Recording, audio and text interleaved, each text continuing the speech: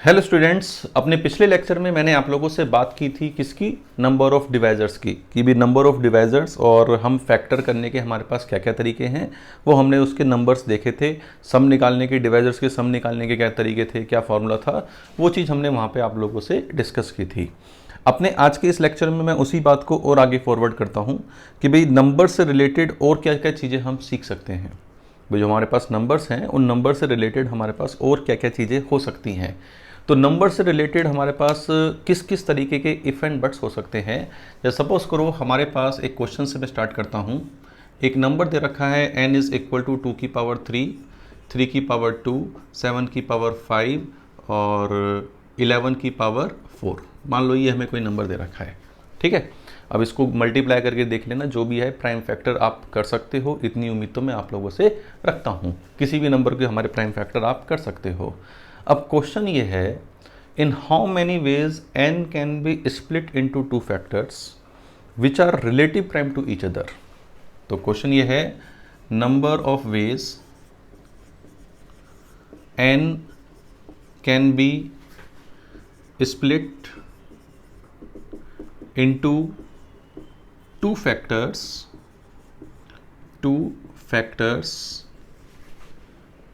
which are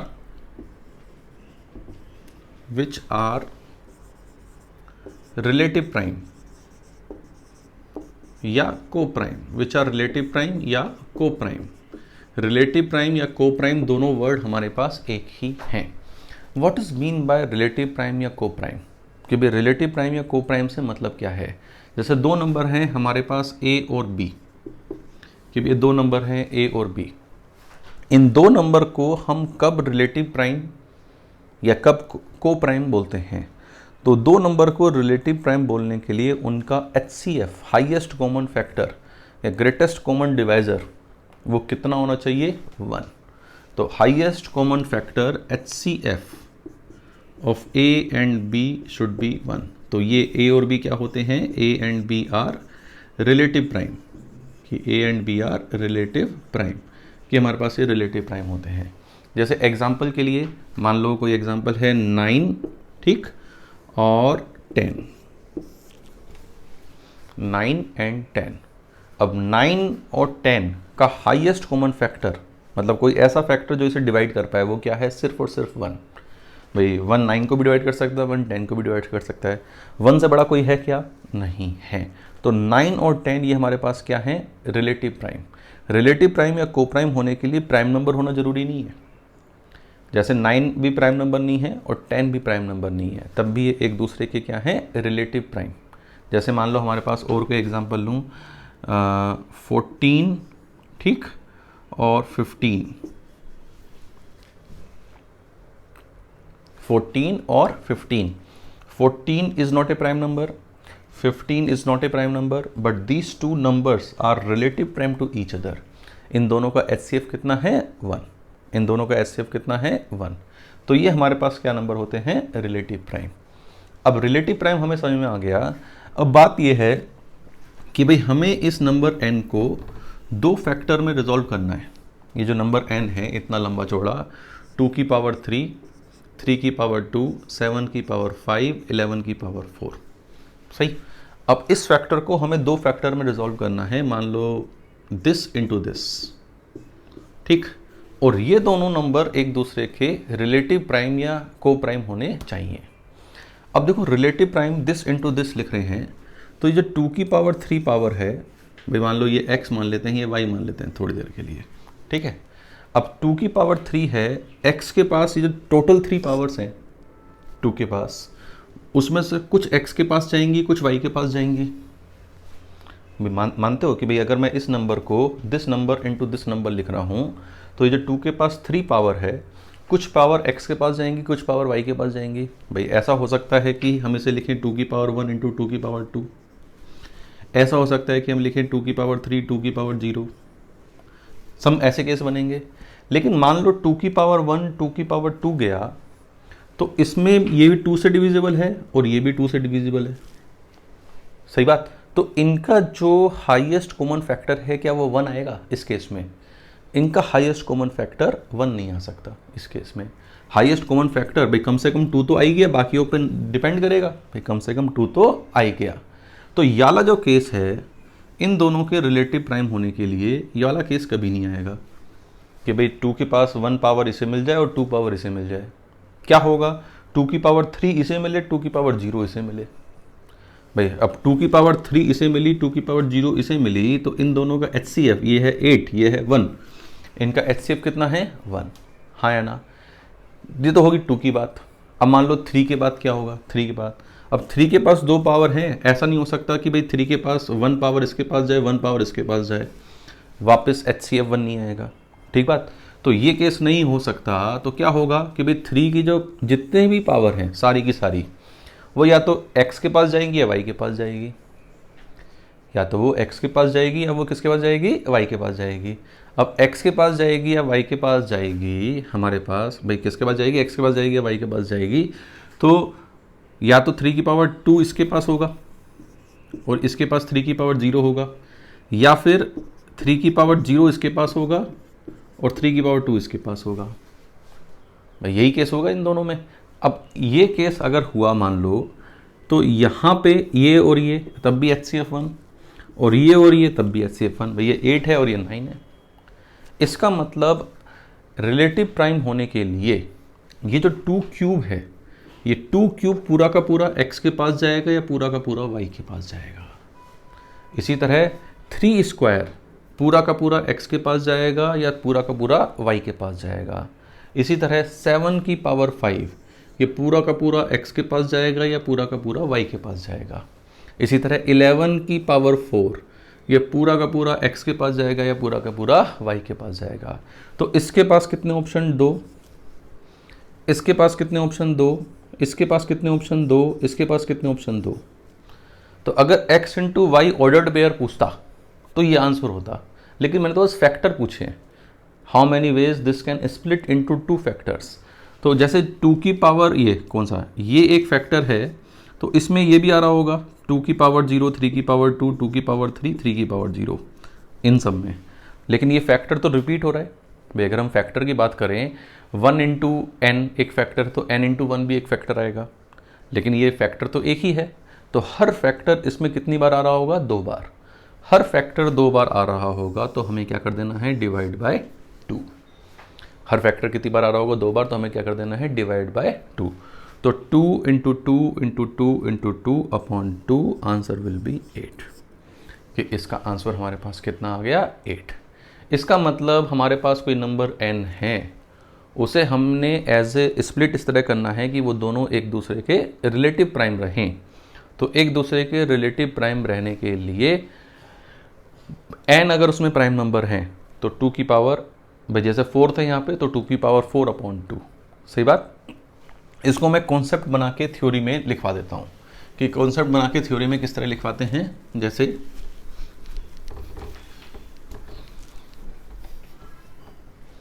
let's say हमारे पास एक number है n is equal to p1 की पावर k1, p2 की पावर k2 और pn की power kn।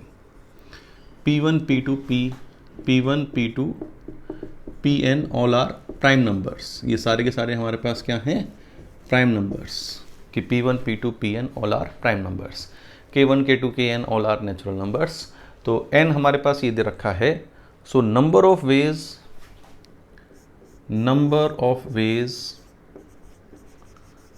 n can be split, n can be split into 2 factors which are co-prime, is given by 2 की power, भाई n prime number है तो इसके पास 2 option, इसके पास 2, इसके पास 2, 2 2 2 2 2 कितनी बार आएगा, n टाइम्स। तो 2 2 2 2 2 2 की पावर n अपॉन 2, तो ये हो गया 2 की power n minus 1 is given by 2 की पावर n माइनस 1। ठीक बात, हाँ या ना, यस और नो। चलिए जैसे एक छोटा सा एग्जांपल कर लेते हैं कि, और एक एग्जांपल कर लेते हैं इस पे। In how many ways this number 20 factorial In how many ways 20 factorial can be resolved into two factors? In how many ways 20 factorial can be resolved into two factors which are co-prime to each other? भाई 20 factorials में किस तरह से हम break करें कि जो एक दूसरे के हमारे पास क्या हो, को प्राइम, कि दीज आर को प्राइम टू ईच अदर। मतलब बिल्कुल सेम क्वेश्चन मैंने दिया है, बस नंबर मैंने क्या दिया है 20 फैक्टोरियल। अब 20 फैक्टोरियल जो मैंने नंबर दिया है, तो 20 फैक्टोरियल में भाई आप क्वेश्चन लिख लेना इसको कि in how many ways 20 factorial can be resolve, number of veg 20 factorial can be resolve into two co-prime factors, कि भाई दो फैक्टर में हम इसे कैसे रिजॉल्व कर सकते हैं। अब 20 फैक्टोरियल का मतलब क्या है, 1 से लेके 20 तक का मल्टीप्लिकेशन। भाई 20 फैक्टोरियल का मतलब क्या है, 1 से लेके 20 तक का मल्टीप्लिकेशन। तो 20 फैक्टोरियल में कितने प्राइम नंबर आएंगे, 2 आएगा, 2 की पावर समथिंग आएगा, 3 की पावर समथिंग आएगा, 5 आएगा, 7 की पावर समथिंग आएगा, 11 की पावर समथिंग आएगा, 13 की पावर समथिंग आएगा, और 17 की पावर समथिंग आएगा, और 19 की पावर समथिंग आएगा। कोई प्राइम नंबर छूटा तो नहीं हमसे, 2 3 5 7, ठीक है, 11 13 17 19, सही बात। तो ये इसके प्राइम नंबर्स होंगे प्राइम फैक्टर में 20 फैक्टोरियल में। तो कितने हो गए, 1 2 3 4 5 6 7 8, ठीक बात। तो 8 हो गए, तो आंसर क्या होगा, 2 की power 8 upon 2, that will be 2 की पावर 7, ठीक बात। तो ये हमारे पास एक क्वेश्चन हो गया। चलिए एक क्वेश्चन और करते हैं, एक नया कॉन्सेप्ट और सीखते हैं इसी तरीके का जो हमारे नंबर से ही रिलेटेड है। अब वो कॉन्सेप्ट क्या है हमारे पास, वो हमारे पास कॉन्सेप्ट क्या है, let P and Q are two natural numbers. Question लिखिए पहले, let P and Q are two natural number, कि P and Q are two natural numbers, सही। और number of ordered pair, find number of ordered pair P, Q, number of ordered pair of P, Q such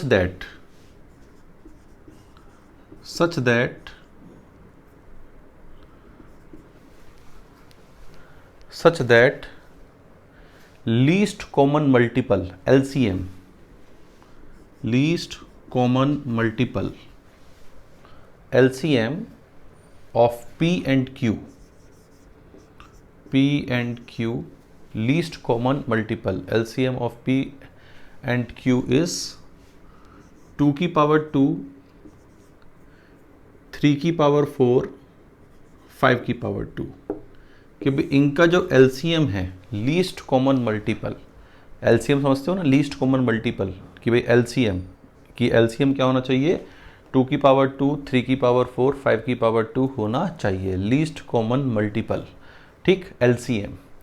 ordered pair बताने हैं, P और Q दो अलग अलग number हैं, order अलग अलग नहीं मतलब नंबर हैं, हमें ऑर्डर्ड पेयर बताने हैं।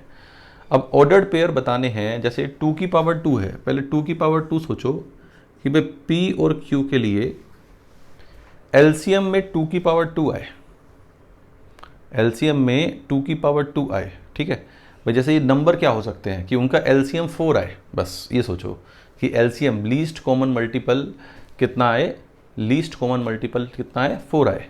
तो लीस्ट कॉमन मल्टीपल जैसे हमारे पास 2 की पावर 0 ही हो सकता है, ये 2 की पावर 2 हो सकता है भाई, 2 की पावर 0, 2 की पावर 2, तो LCM भाई ये 1 ये 4, LCM 4 आ गया, ठीक।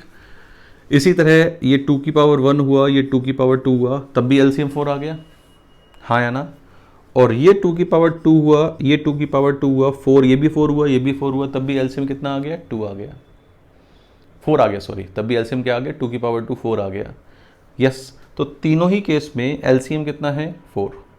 अब देखो इस वाले केस में, ये जो केस है 2 की पावर 0 2 की पावर 2, ये केस रिवर्स भी हो सकता था। कैसे रिवर्स हो सकता था कि भाई ये केस P और Q के लिए, ये केस मैं रिवर्स यहाँ लिख रहा हूँ, 2 की पावर 2 ये हो जाए, 2 की पावर 0 ये हो जाए, यस और नो। इसी तरह ये केस भी रिवर्स हो सकता था, 2 की पावर 2 ये हो जाए, 2 की पावर 1 ये हो जाए।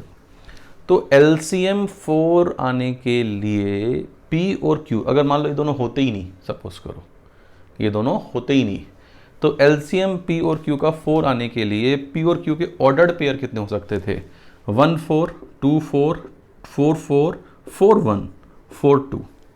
कितने हो सकते थे? 5। कितने हो सकते थे? 5। कितने हो सकते थे? 5। तो 2 की पावर 2 आने के कितने, 2 की पावर 2 लेने के तरीके P और Q के पास कितने तरीके हो गए? 5।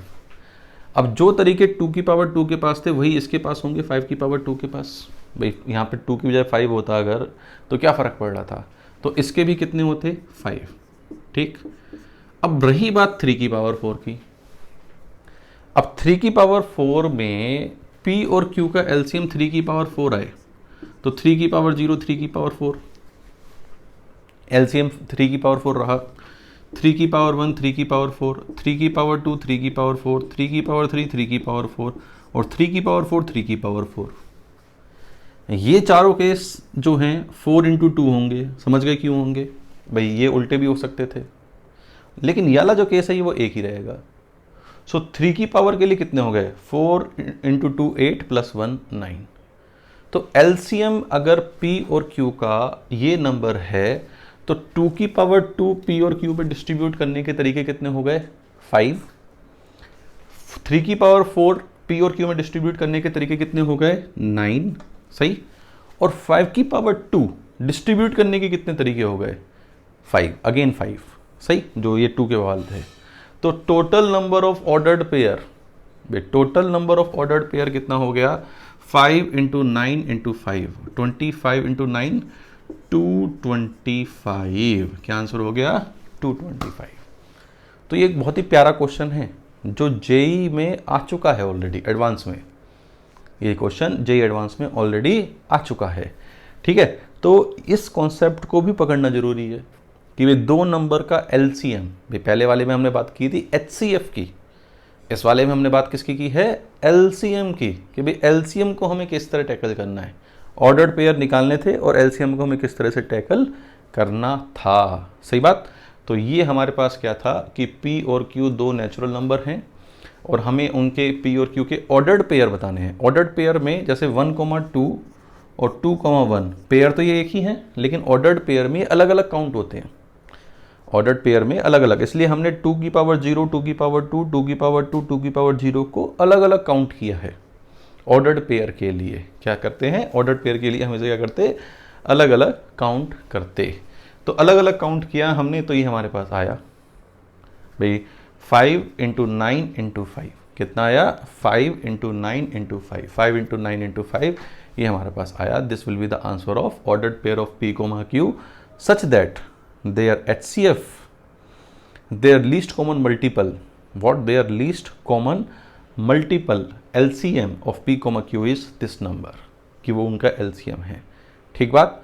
तो उम्मीद करता हूँ ये जो दो मैंने कॉन्सेप्ट बताए हैं, एक तो रिलेटिव प्राइम वाला, फैक्टर वाला, और ये LCM वाला, ये दोनों आपको बहुत अच्छे लगे होंगे। देखो थोड़े से ट्रिकी हैं ये भाई। वो जो मैंने पिछला लेक्चर आपसे नंबर ऑफ डिवाइजर्स वाला बताया है, उससे और इस लेक्चर में थोड़ा सा ट्रिकी आ जाती है बातें, अपनी बातें ट्रिकी स्टार्ट हो जाती हैं।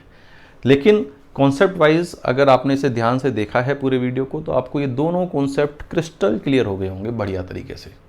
और अगर बढ़िया तरीके से क्रिस्टल क्लियर हो गए हैं तो इस वीडियो को ज़रूर लाइक करें, शेयर करें, और कोई फीडबैक है तो उसे कमेंट बॉक्स में ज़रूर लिखा करो। मैं सारे कमेंट्स का रिप्लाई करता हूँ, 1-2 दिन बाद ज़रूर हो सकता है, लेकिन रिप्लाई ज़रूर करता हूँ मैं। Thank you very much.